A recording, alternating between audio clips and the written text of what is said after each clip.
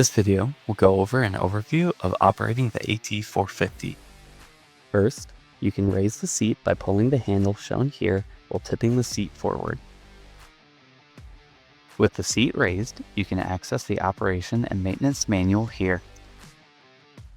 You can also raise the seat by pushing on the tab shown here and tipping the seat forward.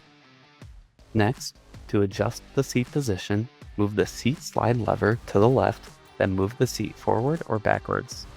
The battery disconnect is located on the back right of the tractor. Pressing the red button disables the electrical system. The forward-reverse foot pedal controls infinitely variable forward and reverse speeds. To go forward, place the ball of your foot on the front pedal and press downward. To go in reverse, place the heel of your foot on the rear pedal and press downward. To disengage the parking brake, push the lever forward. Pull the lever to engage the parking brake. The hand control can be used in place of the forward-reverse foot pedal. Push the handle forward to travel forward and pull the handle back to travel in reverse. The auxiliary hydraulic lever controls the flow of hydraulic oil to devices connected to the auxiliary hydraulic couplers.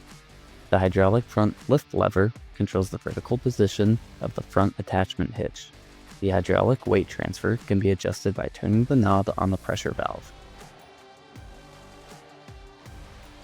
Engage the weight transfer by moving the front lift control lever into the float position. For gasoline engines, the key switch has 3 positions: off, run, and start. For diesel engines, there's a preheat position. Turn the key counterclockwise to preheat. Rock the light switch forward to turn the lights on, and rock it rearward to turn the lights off. Pull the PTO switch out to engage the PTO. Push the switch in to disengage the PTO. Only engage the PTO at low RPM. For gasoline engines, pull the choke control out to set the choke on and push it in to set the choke off.